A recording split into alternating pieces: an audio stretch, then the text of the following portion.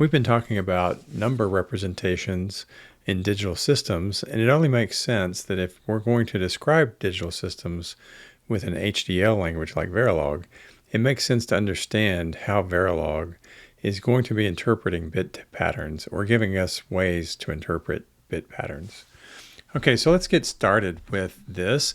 And this infographic is pretty complicated. I'm going to break it up across 3 different lectures, 3 different topic videos.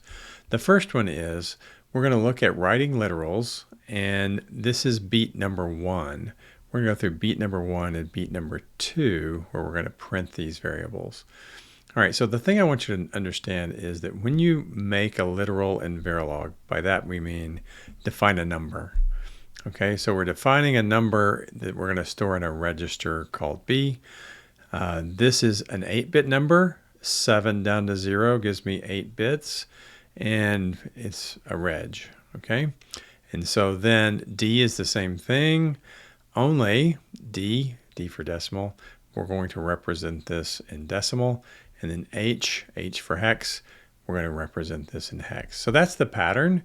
With Verilog, a literal is written as, number 1, the size, and then we have a single quote mark, and then we put the base, and then we put the actual value. Now, you'll notice that if I take 10100101 and convert that to decimal, I get 165. If I then convert 165 to hex, I get A5. So these are really the same bit pattern for B, D, and H. One other thing I wanted to call out, that binary, the language, the syntax for Verilog allows you to put an underscore to separate binary in groups of 4, which makes it much easier to read. So I recommend that you do that. Okay, so that's beat 1. So the next thing I want to do is talk about printing. And we mentioned you don't have print statements per se in Verilog, but because these are constants and persist over all time, you can display those just like you can display values of signals. And so it's effectively a print statement within a test bench. So I have the test bench, I have the initial begin, I end the module, and then I go through and display various values of the registers that I defined back here in the first part of the test bench. Okay, so back to printing. What I want you to notice is it's a formatted print, much like MATLAB or C. So with a formatted print, everything that you want to have show up shows up in inside the double quotes. And then I put B equal %B. So the %B means take this variable B, stuff that into here, and convert it to binary. This D equal means show D is equal, and then stuff the value of D into %D and have that show up as decimal. Same thing for hex. All right, so when I run this, I get what I would expect. B is equal to the binary pattern. B gets stuffed into there and shows up in binary. D shows up in decimal, and H in hex as we expected.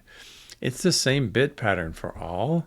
And so if you ran this next Boolean logic on these variables, what you'd find is what we're doing is we're comparing B to D and D to H, and then adding that together.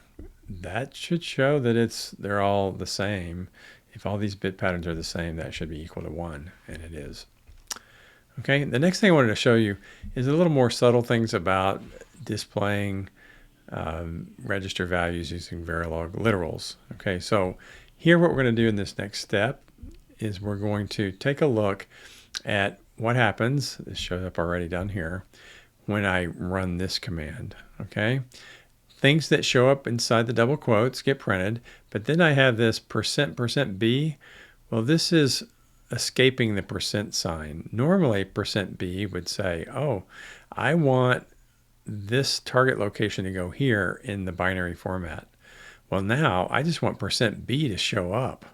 Okay, and that's what I have for the first part of the print statement. %B, because of the double % of H, gets converted to, now H gets stuffed into here, all right, and shows up in binary. Okay, so the binary value of H is this. All right, so I can do the next step, and I'd get a similar result. %D of H is the decimal value, And finally, %h of h is the hexadecimal value. Okay, this next line is a subtlety. It turns out that if you carefully look at the output here, in one case, 5 has leading zeros that show up. All right, they don't show up as zeros, but they're spaces that get padded. If you don't want that, you can put 0D, and it will take out leading zeros. Okay, so that's the main thing that I wanted to cover in this video. We'll pick it up in another lecture covering sign literals, sign extension, and then you have the ability to try these things yourself.